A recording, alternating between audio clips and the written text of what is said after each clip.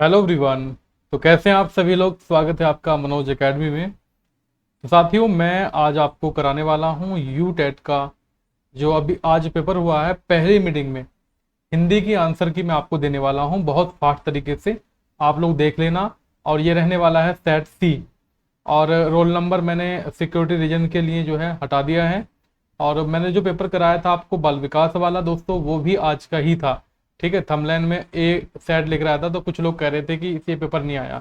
वही पेपर था, question check करो आप लोग। ठीक है, तो हिंदी का पेपर कैसे आया था और क्या इसके आंसर थे वो हम लोग जल्दी जल्दी जान लेते हैं। डिटेल में तो बताएंगे नहीं हम लोग।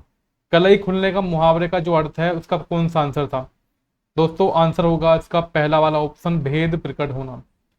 अनल शब्द का जो समानार्थी शब्द है वो शब्द क्या होगा। क्या बोल रहे हैं सर, अनल शब्द का समानार्थी शब्द क्या होता है। अनल का मतलब होता क्या है, अगर मैं आप लोगों से बताऊं यहाँ पर। अनल अनल का मतलब होता है अग्नि या आग, में इसको कह सकता हूं है। तो इसका आंसर होगा यहाँ पर, अगर अनिल की बात करें तो वायु होता है।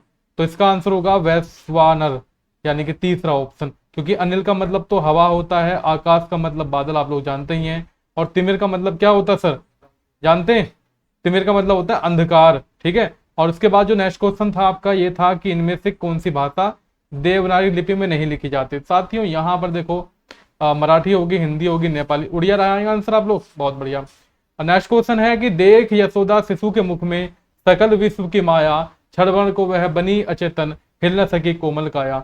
यानी कि जो यशोदा मैया है वो श्री कृष्ण के मुंह में झांक रही हैं तो पूरा ब्रह्मांड दिख रहा है, तो एकदम से शून्य सी रह जाती हैं। यानी कि अद्भुत यहाँ पर हो जाता है। वात्सल्य की बात करते हैं कुछ लोग, आंसर गलत होगा।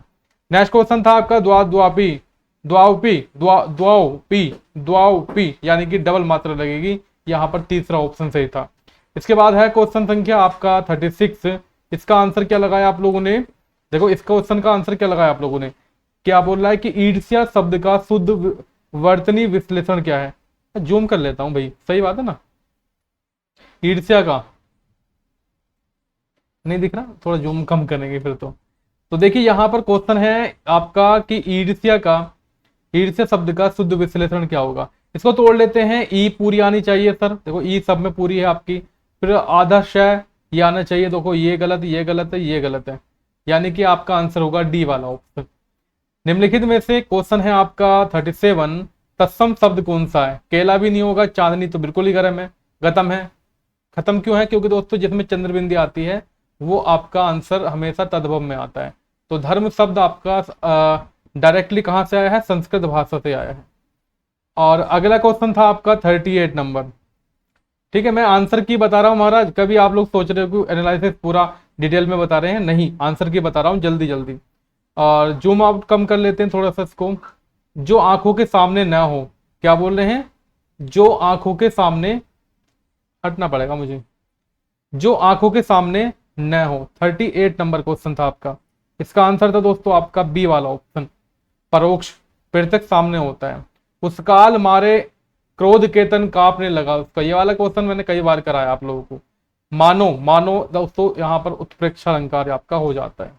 नेक्स्ट क्वेश्चन था आपका कि समास में अन्य पद की प्रधानता होती है। तो सभी लोग जानते हैं कि बहुब्रीहि समास में अन्य पद की प्रधानता होती है। उसके बाद जो है 41 से 45 नंबर तक आपका पद्यांश था। ठीक है, पद्यांश में क्या कहा गया था कि बच्चे प्रत्याशा में होंगे। मैं पढ़ने का टाइम नहीं है, मैं आंसर बता देता हूं। इसका आंसर आप लोगों ने लगाया क्या, हरिवंश राय बच्चन लगाया क्या 41 का। जिन लोगों ने हरिवंश राय बच्चन लगाया उनका आंसर सही था। दिन जल्दी जल्दी ढलता है कविता में कवि हताशा और दुखी क्यों है। दोस्तों यहां पर जो है कोई भी ऑप्शन ऐसा नहीं है जिसमें हम लोग इसका आंसर लगा सके। ठीक है, जीवन की गति को तीव्र कौन बनाता है। तो जीवन की गति को तीव्र बनाता है व्यतीत होता हुआ समय।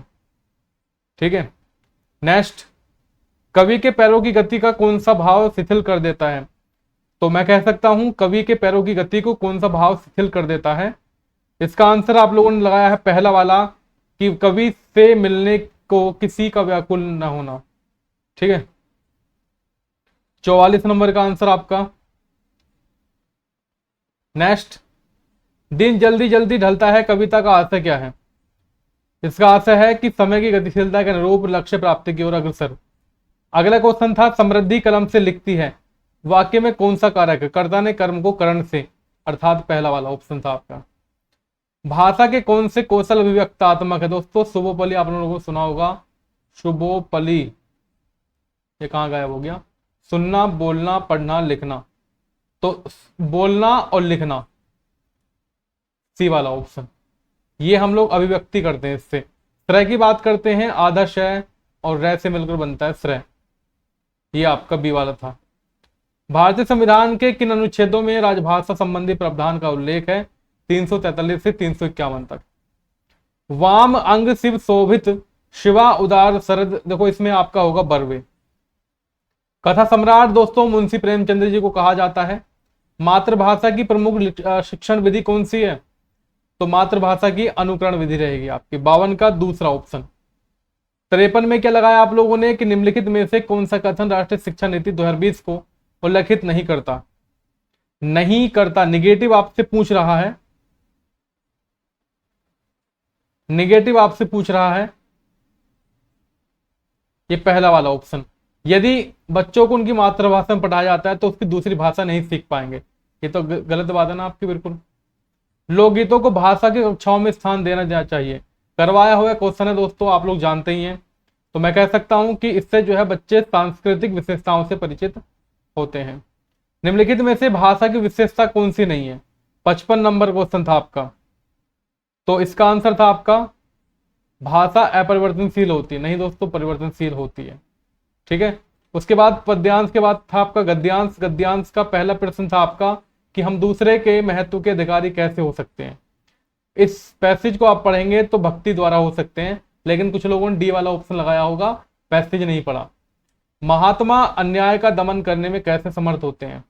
57 नंबर, इसका आंसर था पहला वाला ऑप्शन।